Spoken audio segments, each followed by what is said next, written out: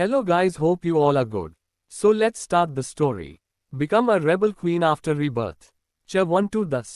च 1 अंधेरी रात। मुंबई का मौसम बहुत ही ज्यादा खराब था। लगातार बारिश हो रही थी, हवाएं तो रुकने का नाम ही नहीं ले रही थी। वही रात के अंधेरे में ये दृश्य बहुत ही ज्यादा डरावना लग रहा था।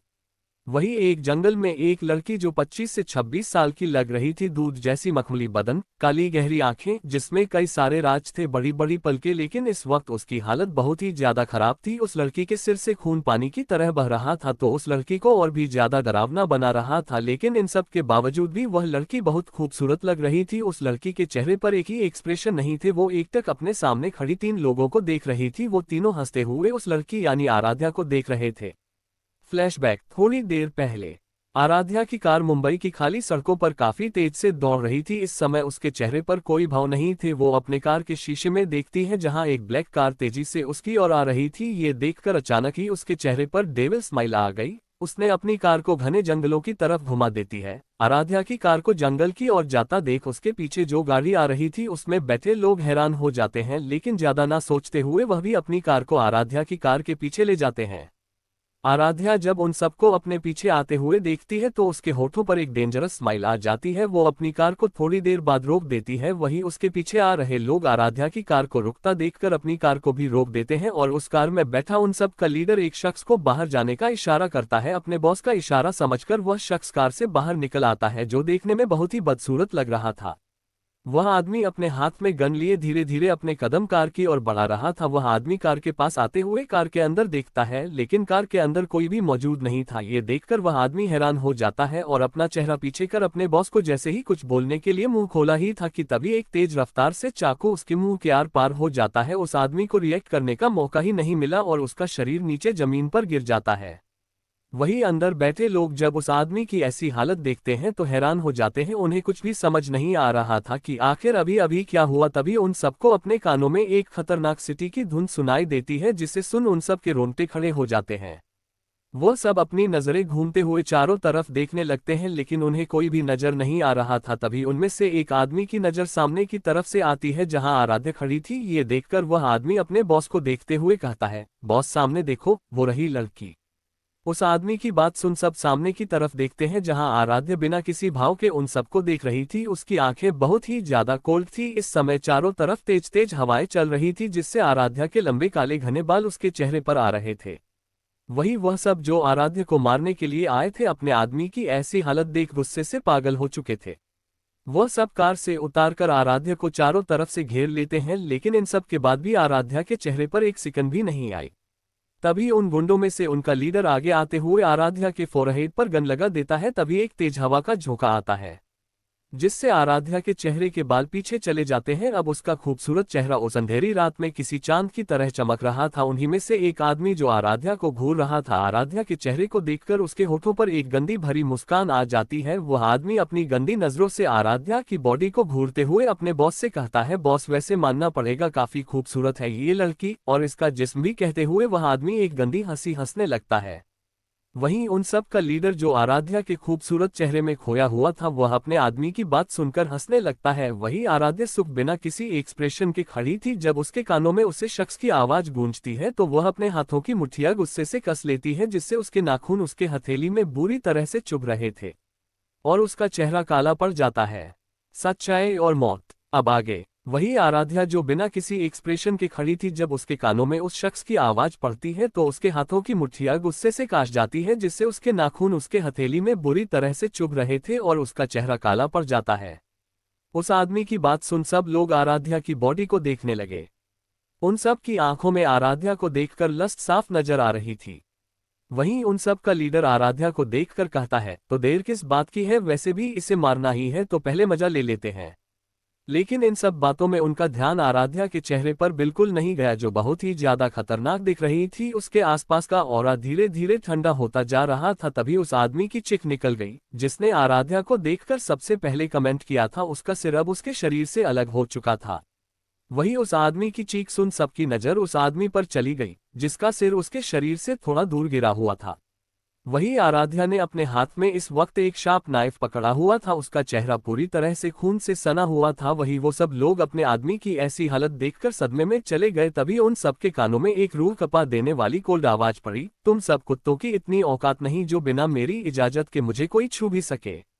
आराध्या की इतनी कोल्ड आवाज सुन वह सारे लोग सदमे से बाहर निकलते हैं। जब उन सब की नजर आराध्या के चेहरे पर जाती है तो डर के मारे कांपने लगे। इस वक्त आराध्या नरक की देवी लग रही थी, उसके आसपास एक नेगेटिव वाइब्स आ रही थी जो यकीनन उन सब के लिए बहुत ही बुरा साबित होने वाला था। आराध्या अपने हाथ में मौजूद नाइफ को देखती है। कुछ ही देर में उस जंगल के चारों तरफ उन गुंडों की लाश पड़ी हुई थी। आराध्या के हाथ में इस वक्त उसकी नाइफ अभी भी मौजूद थी। आराध्या अपने सामने की तरफ देखती है तो उसके चेहरे पर एक डेविल स्माइल आ गई। आराध्या अपने कदम धीरे धीरे उन सब के लीडर की तरफ बढ़ा देती है। आराध्या को अपनी तरफ आता देख उस लीडर का शरीर कांपने लगता है, जिसकी वजह से वो लड़खड़ाते हुए अपने घुटनों के बल पीछे खिसकने लगता है। उसे आराध्या के रूप में अपनी मौत नजर आ रही थी। वह अपने हाथ जोड़ते हुए आराध्या से अपनी जान की भीख मांगने लगता है। उसकी ऐसी हालत देख आराध्या जोर जोर से हंसने लगी। आराध्या उस लीडर के बालों को पकड़ते हुए खतरनाक आवाज में कहा, क्यों, क्या हुआ? बहुत जवान चल रही थी ना, तो अब क्या हुआ? तूने इसी आंखों से मुझे देखा था ना? कहते हुए आराध्या ने उस नाइफ को उसकी आंखों में डाल देती है, जिससे उसकी खतरनाक चीख उस जंगल में गूंजने लगी। वो लीडर दर्द से तड़पते हुए आराध्या से गिड़गिड़ाते हुए कहता है, मुझे माफ कर दीजिए मैम, आज के बाद मैं ऐसी गलती कभी नहीं करूंगा। कहते हुए वो आराध्या के पैर पकड़ लेता है। आराध्या उसके मुंह पर अपनी हिल से मारते हुए कोल्ड आवाज में कहा, आराध्या सिंघानिया कभी किसी को दूसरा मौका नहीं देती। इतना कह उसने उसके दिल पर वार करती है, जिसके कारण उसकी एक दर्दनाक चीख निकल जाती है। इसी के साथ उसकी शरीर रिस्पांस करना बंद कर देता है।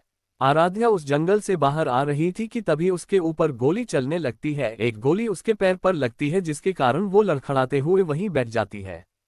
फ्लैशबैक। आराध्या उन तीनों की तरफ देखकर भावहीन आवाज में कहा, क्यों, आप तो मेरे मॉम डैड हैं ना, और तुम कनक, तुम तो मेरी छोटी बहन हो ना, तो फिर आज आप लोग अपनी ही बेटी की जान लेना चाहते हैं क्यों?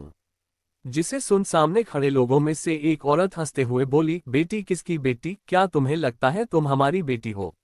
वही उस औरत की उम्र 47 साल के आसपास होगी, पर उसने अपने शरीर को बहुत अच्छे से मेंटेन कर रखा था, जिस वजह से वह अपनी उम्र से काम लग रही थी। उसने एक महंगी बनारसी साड़ी पहन रखी थी और बहुत सा मेकअप अपने चेहरे पर किया हुआ था। वही उस औरत बंगल में खड़ा आदमी हंसते हुए बोला, तुम हमारी बेटी नहीं हो, तुम हमारे बड़े भाई और भाभी की बेटी हो। तुम बिल्कुल मेरे भाई की तरह हो। वो एक जीनियस थे, तुम भी उनकी तरह एक जीनियस हो, इसलिए हमें तुम्हारे सामने झूठा प्यार का नाटक करना पड़ा। वैसे तुम्हारे माँ बाप को मैंने ही मरवाया था, पर तुम बच गई। चलिए जानते हैं इन लोगों के बारे में। आदित्य सिंघानिया, उनकी पत्नी गीता सिंघानिया और उनकी बेटी कनक सिंघानिया। आराध्या ने उन लोगों को नफरत भरी नजरों से देखा, जिन लोगों के लिए उसने अपनी पूरी जिंदगी उनके नाम कर दी।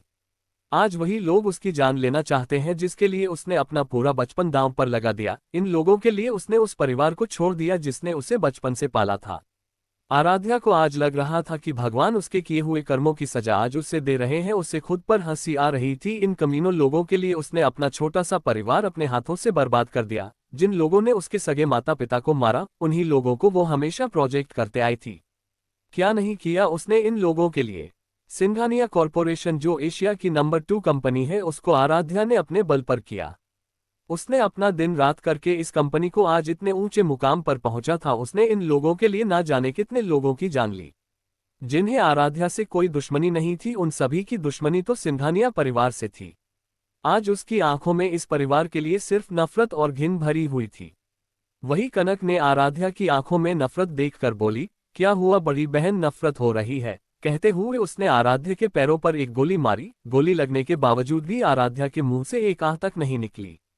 कनक पागलों की तरह हंसते हुए बोली, क्या तुम अब हमसे नफरत करने लगी हो? लेकिन मैं तो तुमसे उसी दिन से नफरत करती थी जिस दिन तुम हमारे घर में आई थी। वही कनक की बात सुनकर आराध्या भावहीन आवाज में बोली, अगर मुझे दोबारा मौका मिला तो मैं तुम लोगों की जिंदगी को नर्क से भी बदतर जीने के लिए मजबूर दोगी। वह अपनी सभी गलतियों को सुधारना चाहती थी, लेकिन अब बहुत देर हो चुकी थी। उसके शरीर में जो गोलियां लगी थी उसमें जहर था जो उसके पूरे शरीर में फैल चुका था। अचानक उसके चेहरे पर एक खतरनाक स्माइल आ गई। वही आराध्या को मुस्कुराते हुए देख उन तीनों को कुछ समझ नहीं आया। तभी एक तेज धमाका हुआ और उस धमाके में सब लोग मारे गए। 3 वेपन्स डील, दोस्ती, फ्रांस। एक खूबसूरत मॉडर्न आर्किटेक्चर और मॉडर्न टेक्नोलॉजी से बना विला। उस विला को देखकर कोई भी कह सकता था कि उस विला को बनाने में बहुत सारा पैसा लगाया गया है। उस विला के एंटर होने से लेकर पूरे विला में प्रोफेशनल वेल ट्रेंड काले सूट पहने हुए बॉडीगार्ड एक डिसिप्लिन में खड़े थे। उस विला के पोर्च में कई महंगी और लग्जरियस कारें खड़ी थी। एंट्री से होते हुए एक गार्डन था, उस गार्डन को बहुत अच्छे से मेंटेन किया गया था। विला बाहर से जितना लग्जरियस दिख रहा था उतना ही अंदर से भी लग्जरियस था। उस विला के एंटर होते ही एक बड़ा सा हॉल, लिविंग रूम से होते हुए ऊपर की तरफ जाती सीढ़ियां। हॉल में भी ऊपर जाने के लिए दोनों तरफ से सीढ़ियां बनी हुई थी। वहीं ऊपर वाले एक लग्जरियस रूम में एक लड़की बेड पर लेटी हुई थी। अचानक वह जोर से चीखते हुए उठकर बैठ जाती है। ऐसा लग रहा था मानो वो कोई बुरा सपना देख रही थी। यह आराध्या थी।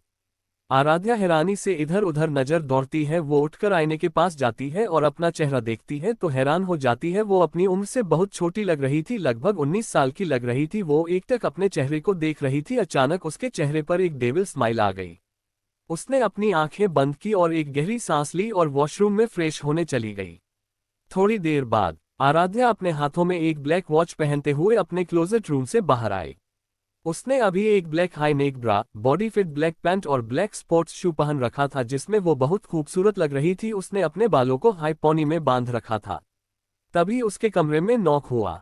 कम इन, आराध्या ने भावहीन आवाज में कहा। रूम का डोर ओपन हुआ और एक लड़का अंदर आया।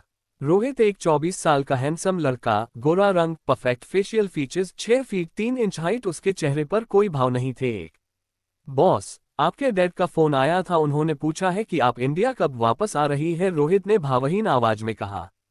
कल, आराध्या ने भावहीन आवाज में कहा। ऑफ बॉस, रोहित ने उसी ट्यून में कहा। आराध्या कमरे से बाहर निकलते हुए बोली, और ब्रिटेन गवर्नमेंट के साथ जो हमारी वेपन्स की डील हुई थी उसका काम कब तक पूरा हो जाएगा? कुछ दिनों में हो जाएगा बॉस, रोहित ने कहा। तुम्हें अब ये काम करने की कोई जरूरत नहीं, तुम कल मेरे साथ इंडिया चल रहे हो, आराध्या ने कहा। ऑफ बॉस, रोहित ने कहा। दोनों बात करते करते डाइनिंग टेबल तक आ गए, जहां 4 लड़के और एक लड़की बैठी हुई थी। उन्हें देखकर आराध्या की आंखें नम हो गई। इन लोगों ने उसे कितना समझाया था, लेकिन वो उन लोगों के झूठे प्यार में इतनी अंधी हो गई थी कि उसने इन लोगों की बातों पर भरोसा नहीं किया, उल्टा उसने इन सब से दोस्ती तोड़ दी थी। आराध्या के उस बिहेवियर से और दोस्ती तोड़ देने से ये लोग बहुत हट और दुखी हुए थे कि उन्होंने कभी दोबारा आराध्या से कांटेक्ट करने की कोशिश नहीं की। गुड मॉर्निंग सिस्टर, उसमें से एक लड़के ने कहा तो आराध्या अपनी सोच से बाहर आए और जाकर अपनी चेयर पर बैठ गई। बाकी सभी ने भी आराध्या को गुड मॉर्निंग विश किया। गुड मॉर्निंग एवरीवन, आराध्या ने भी विश किया। तुम सब इतने सुबह सुबह यहाँ क्या कर रहे हो, आराध्या ने पूछा। चलिए जानते हैं इन सब के बारे में। पीयूष, दानिश और अभय, ये तीनों आराध्या के दोस्त हैं और चौथा लड़का आराध्या का छोटा भाई विराज। और जो लड़की बैठी हुई थी उसे आराध्या ने 2 साल पहले कुछ लोगों से बचाया था, तभी से वो आराध्या के लिए काम करती है। आराध्या का सवाल सुनकर सब हड़बड़ा गए और एक दूसरे को इशारा करने लगे।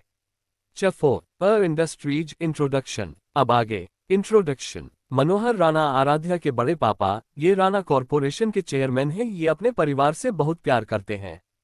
सुमन मनोहर राणा आराध्या की बड़ी मॉम, ये एनजीओ चलती है। इनके एनजीओ सिर्फ इंडिया में ही नहीं, अन्य कई बड़े बड़े कंट्री में भी है। ये भी अपने परिवार और बच्चों से बहुत प्यार करती है। आराध्या इनकी लाडली है। अर्नब राणा आराध्या के डैड, ये भी एक बिजनेसमैन है। इनकी कोई संतान नहीं है। जब इन्हें आराध्या मिली तो इन्होंने आराध्या को गोद ले लिया। गायत्री राणा आराध्या की मॉम, ये पूरे एशिया में अपने ट्रेडिशनल और क्लासिकल डांस मूव्स के लिए फेमस है। इन्होंने बहुत सारे अवार्ड जीते हैं।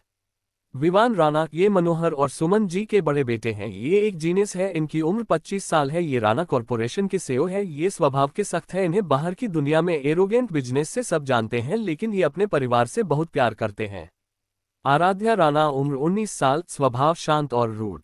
एक जीनियस सक्सेसफुल बिजनेस वुमेन, जिसने 13 साल की उम्र में ही बिजनेस वर्ल्ड में कदम रखा। आराध्या का बिजनेस कई सारी फील्डों में फैला हुआ है, जैसे weapon, hotel, restaurant, medicine, hospital, mall और भी बहुत सारे चीजों में है।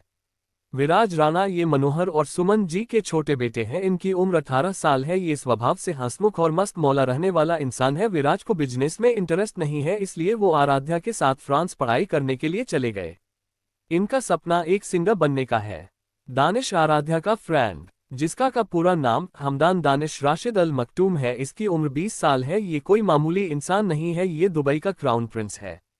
पीयूष शर्मा आराध्या का फ्रेंड, उम्र 20 साल, इसकी फैमिली ज्यादातर आर्मी में थी। पीयूष के दादाजी मिलिट्री जनरल थे और उनकी इंडिया में नहीं अन्य कई बड़े बड़े कंट्री में भी बहुत पहुंचे थी। इसके डैड भी एशिया के जाने माने बिजनेसमैन में से एक है। अभय ओबरॉय आराध्या का फ्रेंड। उम्र 19 साल, इसकी फैमिली पॉलिटिकल में है। अभय के डैड इंडिया के प्रेसिडेंट है। अब आगे। ब्रेकफास्ट करने के बाद आराध्या और रोहित विला से बाहर निकले। विला के एंट्री पर ही कई सारी लग्जरियस कारें खड़ी हुई थी। आराध्या उसमें से जाकर एक कार में बैठ गई और उसके कारों का काफिला आगे बढ़ गया। कुछ वक्त बाद उनकी गाड़ियों का काफिला एक बड़े से ऑफिस बिल्डिंग के सामने रुका। बॉडीगार्ड बाहर निकालकर अपनी अपनी पोजीशन पर खड़े हो गए। तभी उन कारों के बीच खड़ी कार का पैसेंजर सीट का डोर ओपन हुआ, जिससे रोहित बाहर निकाला और बड़े ही रिस्पेक्टफुली से कार का बैक डोर ओपन किया, जिससे आराध्या अपने भावहीन चेहरे और पावरफुल ऑरा के साथ अपने ओवरकोट को एडजस्ट करते हुए बाहर आई। आराध्या ने अपने चेहरे पर मास्क पहन रखा था। उसने अपना सिर उठाकर उस ग्लास ऑफिस बिल्डिंग के टॉप पर देखा, जहां पर ग्रे कलर से बड़ी खूबसूरती से बड़े बड़े अक्षरों में AR इंडस्ट्रीज लिखा हुआ था, जो सूरज की रोशनी में चमक रहा था। ये शब्द जरूर सिंपल थे पर एक अलग ही खतरनाक और पावरफुल वाइब दे रहे थे। थोड़ी देर बाद आराध्या अपनी चेयर पर अपने भावहीन चेहरे के साथ बैठी हुई थी। अभी वो किसी गहरी सोच में डूबी हुई थी कि तभी उसके केबिन का डोर नॉक हुआ। कम इन, आराध्या ने भावहीन आवाज में कहा। केबिन का डोर ओपन हुआ और रोहित के साथ एक लगभग 25 साल का दिखने वाला लड़का रूम में आया। 6 फीट 5 इंच हाइट, गोरा रंग, फ्रेंच स्टाइल बियर्ड, ग्रे आंखें, ब्लैक 3 पीस बिजनेस सूट में वो बहुत हैंडसम दिख रहा था। उसके चेहरे पर कोई भाव नहीं थे। उसने अपना सिर झुकाकर आराध्या को ग्रीट किया। आराध्या ने कहा, जॉन तो तुम फ्रांस आ गए। यस बॉस, जॉन ने भावहीन ट्यून में कहा। आराध्या ने रोहित को जाने का इशारा किया तो रोहित केबिन से बाहर चला गया। जॉन, अब तुम्हें इंडिया की कंपनी संभालने की कोई जरूरत नहीं, तुम यहाँ रहकर यहाँ का काम संभालोगे, आराध्या ने जॉन को देखते हुए भावहीन आवाज में कहा। लेकिन क्यों बॉस? जॉन ने हिचकिते हुए पूछा। क्योंकि मैं कल इंडिया आ रही हूँ, इसलिए तुम्हें यहाँ का पूरा काम संभालना है। ओह बॉस, पर आप वहाँ अकेले? आपको असिस्टेंट की जरूरत तो होगी ना? जॉन ने हिचकिते हुए आराध्या की ओर देखते हुए कहा। रोहित मेरे साथ जा रहा है, आराध्या ने भावहीन आवाज में कहा। पर बॉस, मैं भी तो वहां आपके साथ रुककर काम कर सकता हूं, जॉन ने जिद्दी बच्चे की तरह कहा। तुम इंडिया में पिछले 3 सालों से मेरे असिस्टेंट के तौर पर काम कर रहे हो। और यही नहीं, वहां के बिजनेसमैन के अलावा भी तुम्हारे मीडिया में लगातार आने से इंडिया का बच्चा बच्चा तुम्हें पहचानता है कि तुम वह के असिस्टेंट हो, आराध्या ने रूड आवाज में जॉन को देखते हुए कहा। जॉन को अब अपनी बेवकूफी समझ में आई। शो ऑफ के चक्कर में अब वो चाह कर भी इंडिया में आराध्या के साथ नहीं रुक सकता था। उसे इंडिया बहुत पसंद था, खासकर इंडियन मसालेदार खाना। इसलिए वो अपने इस डेंजरस डेविल बॉस के साथ भी इंडिया में रुक के उनके साथ काम करने के लिए तैयार था। उसने खुद को ही मन में गालियां देना शुरू कर दिया। हरमी दोगला, कुत्ते का पिल्ला, तुमने तो खुद ही अपने पैरों पर कुल्हाड़ी मार ली। अब रहो यहाँ और घास फूस खाओ। अगर तुम्हारा खुद को गालियां देना और कोसना हो गया हो तो जो रोहित से जाकर यहाँ की सारी डिटेल्स ले लेना, आराध्या ने भावहीन चेहरे के साथ रूड आवाज में कहा। वही आराध्या की आवाज सुन जॉन हड़बड़ा गया और ओके बॉस बोल जल्दी से आराध्या के केबिन से बाहर चला गया। सॉरी चैप्टर ना देने के लिए, लेकिन मेरी तबीयत अचानक से खराब हो गई थी, लेकिन अब रेगुलर चैप्टर अपलोड होंगे। चैप्टर 5, वापसी, राणा फैमिली। अब आगे। जॉन ने खुद को मन ही मन में गालियां देना शुरू कर दिया। हरामी, दोगला, कुत्ते का पिल्ला, तुमने तो खुद के ही पैरों पर कुल्हाड़ी मार ली। अब रहो यहाँ और घास फूस खाओ। अगर तुम्हारा खुद को गालियां और कोसना हो गया हो तो रोहित से जाकर यहाँ की सारी डिटेल ले लेना, आराध्या ने भावहीन चेहरे के साथ रूड आवाज में कहा। वही आराध्या की आवाज सुन जॉन हड़बड़ा गया और ओक बॉस बोल जल्दी से आराध्या की केबिन से बाहर चला गया। अगले दिन मुंबई एयरपोर्ट के अंदर से आराध्या, विराज और रोहित बाहर आ रहे थे। उनके आगे पीछे 5-5 बॉडीगार्ड चल रहे थे। उन तीनों के फेस पर मास्क था, जिस वजह से आसपास चल रहे लोग उनके चेहरे को नहीं देख पा रहे थे, पर उन तीनों की प्रेजेंस और उन्हें देखकर ही कोई बता सकता था कि उन मास्क के पीछे बेहद ही खूबसूरत चेहरे होंगे। वहीं लड़कियां उन दोनों को देखकर आहें भर रही थी और लड़कों को आराध्या को देखकर कुछ ऐसा ही हाल था। अरे वाह, मेरे तो फैंस इंडिया में भी है, देखो वो हमें कैसे देख रही हैं। विराज ने हाथ हिलाते हुए उन लड़कियों की तरफ देखा तो वो सब शर्माने लगी। क्या कहा तुमने? वो सब तुम्हारी फैंस है, रोहित ने तंज कसते हुए विराज से कहा। और नहीं तो क्या, तुम खुद ही देख लो, वो सब मुझे देख रही है, विराज ने इतराते हुए घमंड में कहा। हुआ, तुम्हें देख रही है, तुम पिद्दी भर तो हो और तुम्हारे फैस असल में वो लोग आंख से अंधे और कान से बहरे हैं जो वो खुद को तुम्हारा फैस मानते हैं, रोहित ने विराज का मजाक उड़ाते हुए कहा। तुम अपने आप को समझते क्या हो? कभी आईने में अपनी शक्ल देखी है जो तुम मेरे फैस के बारे में अनाप शनाप बके जा रहे हो? फिर उसने रोहित की ओर उंगली पॉइंट करते हुए घमंड से कहा, और वैसे भी तुम्हारी शक्ल तो किसी मगरमच्छ की तरह है और ऊपर से ये फ्रेंच स्टाइल और सर के बाल तुम्हें किसी राक्षस ऐसा लुक दे रहे हैं और तुम मेरे जैसे हैंडसम सिंगर और मेरे फैंस से जल रहे हो।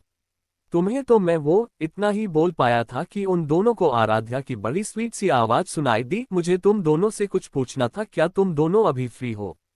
उन दोनों ने जैसे ही आराध्या की इतनी स्वीट आवाज सुनी तो दोनों के आंखों में अचानक डर दिखाई देने लगा। उन्होंने डर भरी नजरों से आराध्या की तरफ देखा जो बिना भाव के उनके सामने खड़ी थी।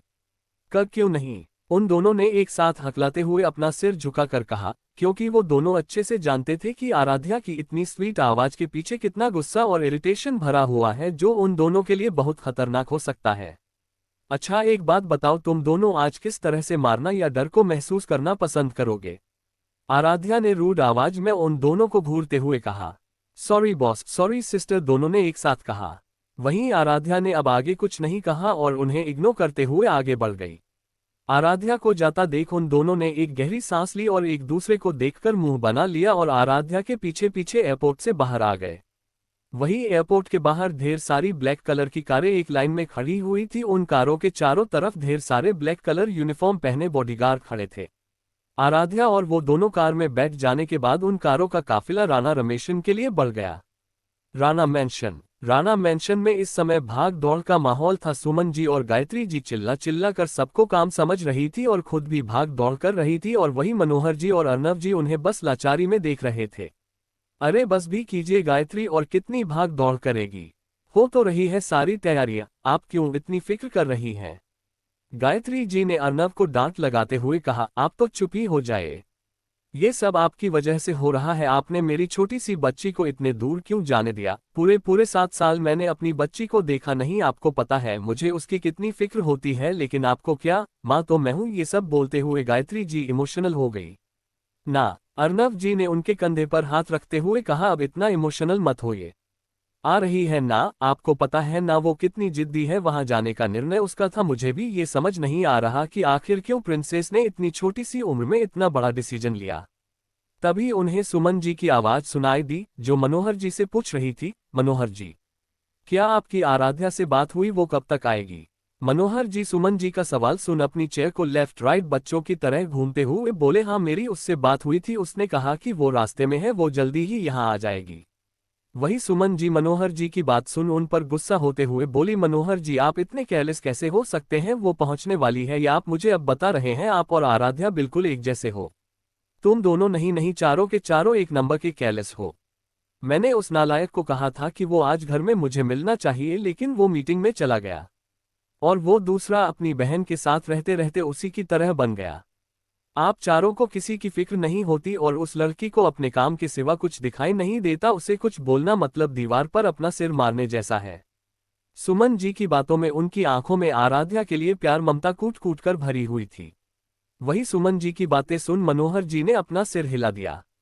तभी राणा मेंशन में 10-12 ब्लैक कारों का काफिला इंटर हुआ। 6 सिंघानिया फैमिली को मिला पहला झटका।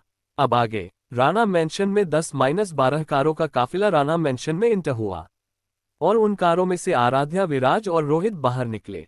बॉस, मैं यहाँ रुको कि आपके विला में चला जाऊं? रोहित ने आराध्या की तरफ देखते हुए पूछा। तुम विला चले जाओ और जो काम कहाँ है वो हो जाना चाहिए, आराध्या अंदर की तरफ जाते हुए भावहीन आवाज में कहा। आराध्या जैसे ही दरवाजे के पास पहुंचती है उसे एक आवाज सुनाई देती है, आराध्या। ये आवाज सुनकर आराध्या ने अपनी आंखें बंद कर ली। उसके चेहरे पर हल्की सी स्माइल आ गई। उसने अपनी आंखें खोलकर सामने देखा तो उसका पूरा परिवार सामने खड़ा था। तभी आराध्या की नजर गायत्री जी पर पड़ी जो नम आंखों से उसे ही देख रही थी।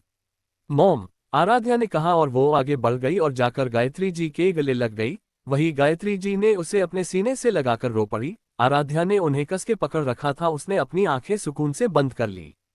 इस ममता भरे स्पर्श को उसने पिछले जन्म में बहुत याद किया था। वो बिल्कुल उनसे किसी छोटे बच्चों की तरह लिपटी हुई थी। गायत्री जी ने आराध्या का चेहरा अपने सीने से हटाकर अपने हाथों में लिया और प्यार से उसके और फॉरहेड पर किस करते हुए बोली, कैसी है मेरी बच्ची। फिर उसे ऊपर से नीचे तक देखते हुए कहा, कितनी पतली हो गई है तू वहां जाकर, तुम वहां अपने खाने का बिल्कुल ध्यान नहीं रखती थी ना। वही सुमन जी आराध्या को अपने गले लगाते हुए बोली, कोई बात नहीं गायत्री, अब तो हमारी बच्ची घर आ गई है ना, तो हम लोग इसे अच्छे से खिला पिलाकर फिर से पहले की तरह मोटी बना देंगे।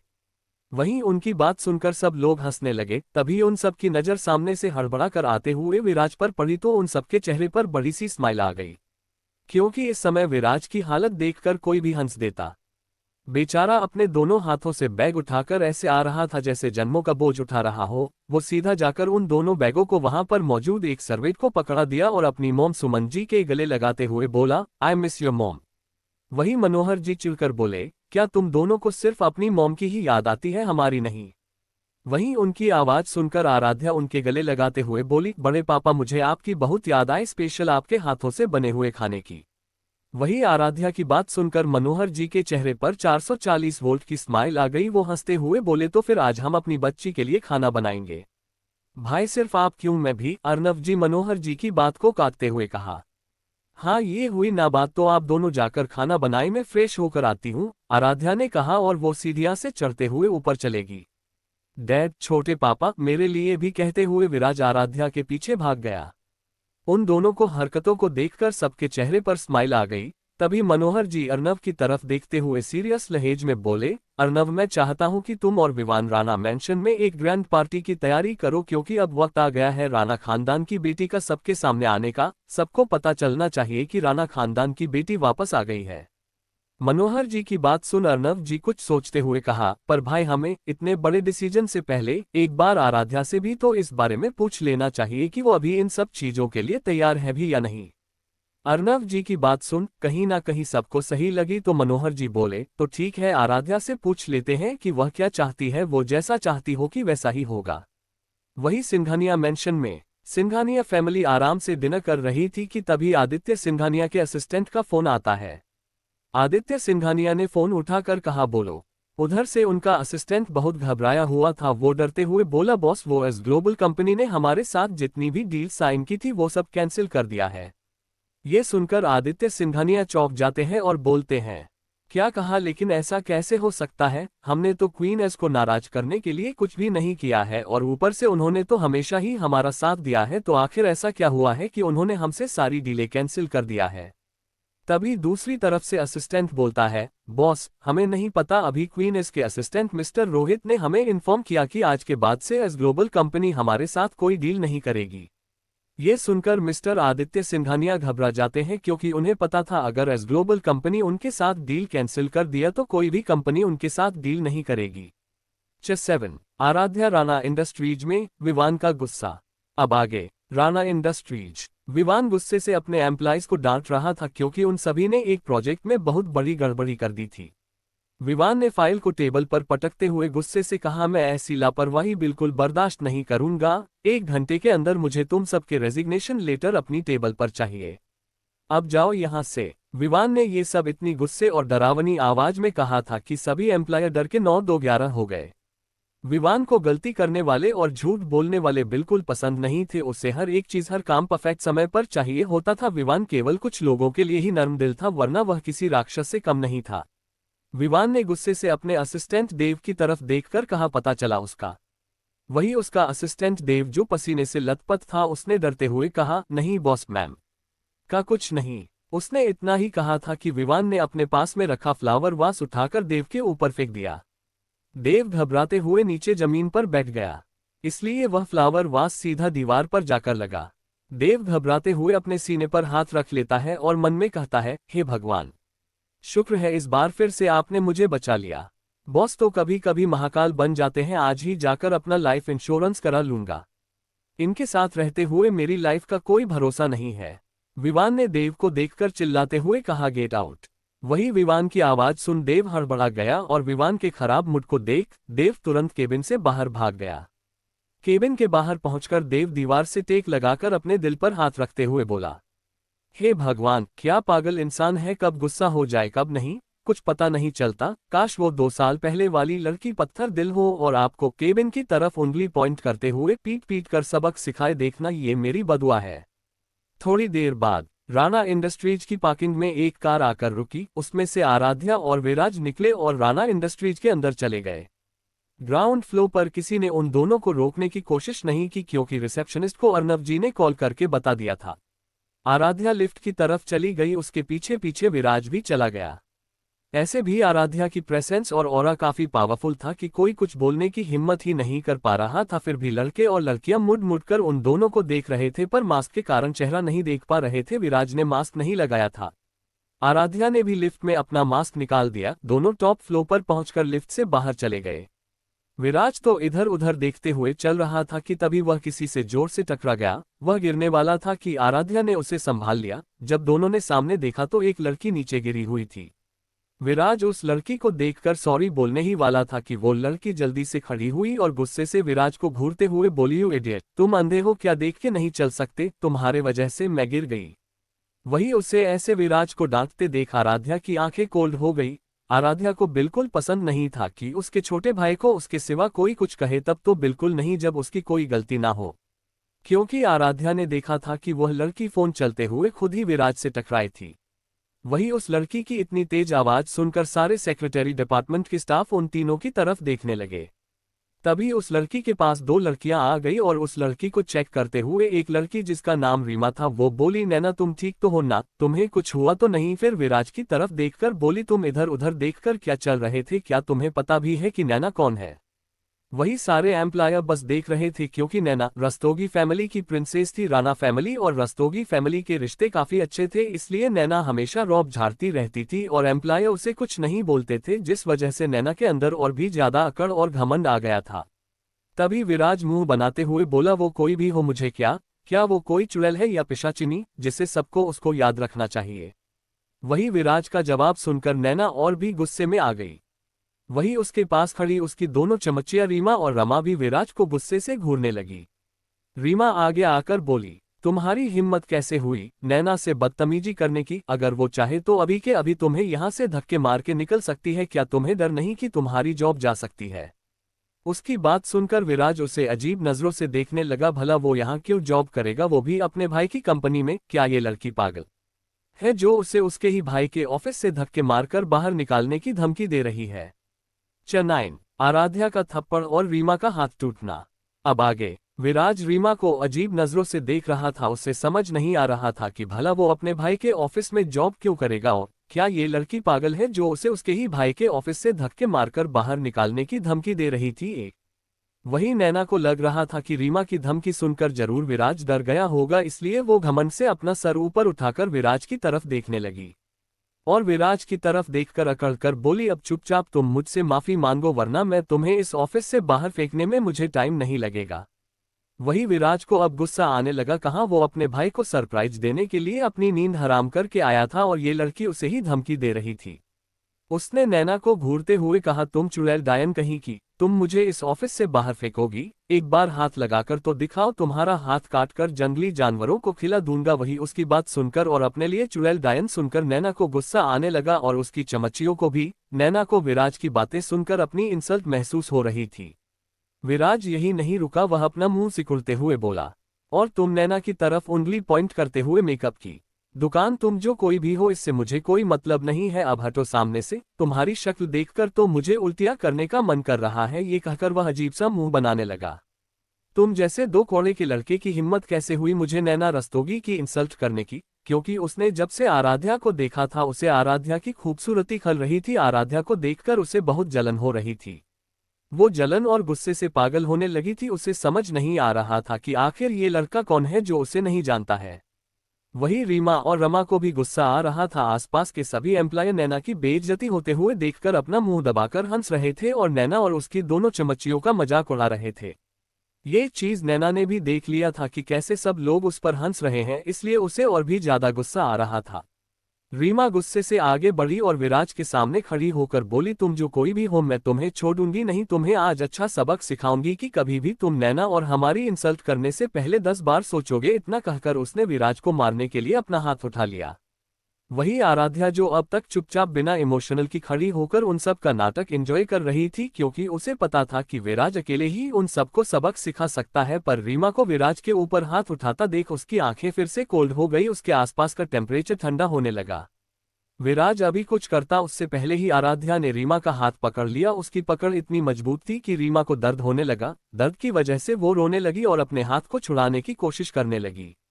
मेरा हाथ छोड़ो प्लीज, दर्द हो रहा है कहकर चिल्लाने लगी। उससे अब और दर्द बर्दाश्त नहीं हो रहा था, पर आराध्या की पकड़ उसके हाथ पर उल्टा और कश्ती जा रही थी। सब लोग शॉक होकर आराध्या को देख रहे थे। रीमा की आवाज से सब होश में आए। नैना और रमा हड़बड़ाकर रीमा के पास गई और आराध्या का हाथ छुड़ाने की कोशिश करने लगी, पर दोनों अपनी सारी ताकत लगाकर भी आराध्या से रीमा का हाथ को छुड़ा नहीं पा रही थी। रीमा का चेहरा दर्द से पीला पड़ने लगा। नैना और रमा के खींचने की वजह से उसे और भी ज्यादा दर्द हो रहा था। वहीं नैना को लगा नहीं था कि ये लड़की इतनी स्ट्रांग होगी। उसे इस वक्त आराध्या को जान से मारने का मन कर रहा था। भला कोई लड़की इतनी खूबसूरत और मासूम के साथ साथ खतरनाक कैसे हो सकती है। वही विराज खुश होकर यह सब देख रहा था, उसे तो बड़ा मजा रहा था। तभी वहां एक दर्दनाक चीख उस पूरे फ्लो पर गूंज उठी, क्योंकि आराध्या ने रीमा के हाथ को बड़ी बेदर्दी से मोड़ दिया था, जिस वजह से उसकी हाथ की हड्डियां टूट गई थी। हाथ मोड़ने के बाद आराध्या ने एक झटके से अपना हाथ रीमा के हाथ से हटा लिया। वही आराध्या के इस एक्शन उम्मीद किसी ने भी नहीं की थी, जिस वजह से वह तीनों जमीन पर पीठ के बल धड़ाम से गिरी। वही सारे एम्प्लॉय हैरानी और शौक होकर आराध्या को देख रहे थे कि मासूम परी जैसी दिखने वाली लड़की इतनी क्रूर होगी। ये सब उन लोगों ने सोचा भी नहीं था, पर उन सबको रीमा पर कोई दया नहीं आ रही थी। वहीं नैना और रमा जल्दी से उठकर खड़ी हो गए। भले ही दोनों को दर्द हो रहा था, लेकिन रीमा नीचे बैठी हुई अपने हाथ को पकड़कर चिल्ला रही थी। उसका हाथ किसी बेलन की तरह फूलकर लाल हो गया था।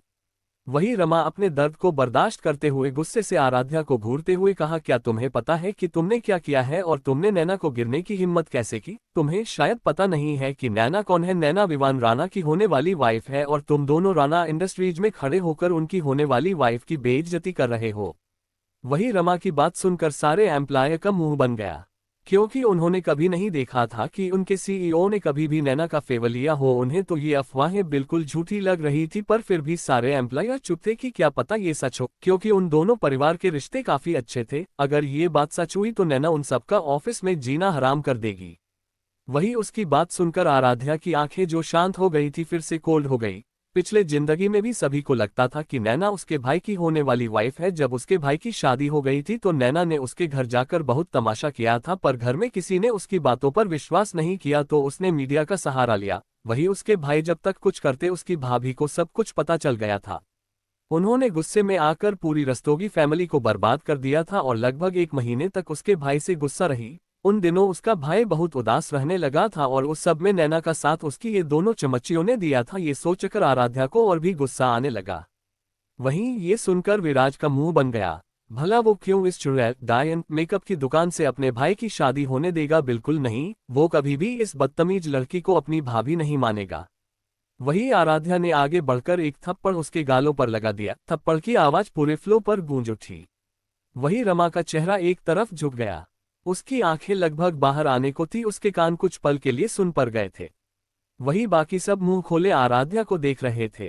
तभी आराध्या की कोल्ड आवाज सबके कानों में सुनाई दी, शट अप, तुम्हारी बकवास बातें सुनकर मेरे कान पक गए हैं। अगर अब तुमने एक शब्द भी बोला ना तो तुम्हारी जान लेने से पहले मैं एक बार भी नहीं सोचूंगी। वही आराध्या की कोल्ड आवाज और बातों को सुनकर रमा के हाथ पैर कांपने लगे। उसके माथे से पसीना बहने लगा था, क्योंकि उसने आराध्या का क्रूर रूप का एग्जाम्पल अभी अभी देख लिया था। चटैन सबकी हैरानी, नैना को पड़ी मार। अब आगे आराध्या की कोल्ड आवाज सबके कानों में सुनाई पड़ी, शट अप, तुम्हारी बकवास सुनकर मेरे कान पक गए हैं। अगर अब तुमने एक भी शब्द बोला ना तो मैं तुम्हारी जान लेने से पहले एक बार भी नहीं सोचोगी। वही आराध्या की कोल्ड आवाज और बातें सुनकर रमा के हाथ पैर कांपने लगे। उसके माथे से पसीना बहने लगा, क्योंकि उसने आराध्या का क्रूर रूप का एग्जाम्पल अभी अभी देख लिया था। आराध्या ने अपने गुस्से को काबू किया और उन्हें इग्नोर करके वहां से जाने लगी। पर नैना भला उसे कैसे जाने दे सकती थी अपनी इतनी इंसल्ट होने के बाद? पर उसे क्या पता वो किस डेविल के सामने जा रही है। वो आराध्या के सामने जाकर थोड़ी दूर खड़ी हो गई। वहीं नैना को अपने सामने खड़ा देख आराध्या की आंखें और कोल्ड होती जा रही थी। मेरे सामने से हटो, आराध्या ने भावहीन कोल्ड आवाज में कहा। इस वक्त वहां का टेम्परेचर गिरता हुआ महसूस हो रहा था। नैना भी आराध्या की इतनी खतरनाक आवाज सुनकर डर गई, पर वो हार नहीं मानने वाली थी। उसने सोचा अगर कुछ होगा तो विवान जरूर उसका ही साथ देगा, क्योंकि वो उसके पापा की दोस्त की बेटी है। इसलिए नैना घमंड भरी आवाज में बोली, यू तुम कहाँ जा रही हो? तुम दोनों पहले अपने घुटनों पर बैठकर मुझे माफी मांगो। उसने इतना ही कहा था कि आराध्या ने उसके घुटनों पर एक जोर से किक मारी। नैना दर्द से कराहती हुई मुंह के बल जा गिरी। वहीं आराध्या के इस एक्शन से सब हैरान थे। रीमा ने भी रोना बंद करके आराध्या को आंखें फाड़े देख रही थी और सोच रही थी, क्या इस लड़की को पता नहीं है कि नैना रस्तोगी कौन है? क्या उसे डर नहीं कि नैना को मारकर वो अपनी मौत और बर्बादी को बुला रही है? वहीं बाकी स्टाफ आराध्या की हिम्मत को देखकर हैरान थे। उन्हें ये तो नहीं पता था कि आराध्या कौन है, पर वो ये तो समझ चुके थे कि ये लड़की कोई मामूली नहीं है, जरूर ये भी किसी पावरफुल फैमिली से बिलोंग करती है। नैना दर्द से कराहते हुए उठी और बोली, यू बिच, तुम्हारी इतनी हिम्मत, तुमने मुझसे किक मारी। तुम्हें तो मैं कह के आराध्या को मारने के लिए आगे बढ़ी, पर आराध्या को पता था नैना ऐसा ही कुछ करेगी, इसलिए वो वहां से हट गई और नैना दोबारा गिर पड़ी।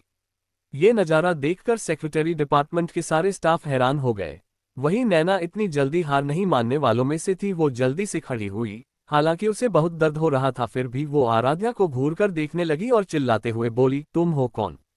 तुम्हारी इतनी हिम्मत? क्या तुम्हें नहीं पता मैं कौन हूँ? मैं विवान राणा की होने वाली वाइफ हूँ और रस्तोगी फैमिली की प्रिंसेस हूँ। मैं तुम्हारी हालत सड़क पर भीख मांगते हुए भिखारी की तरह कर दूंगी।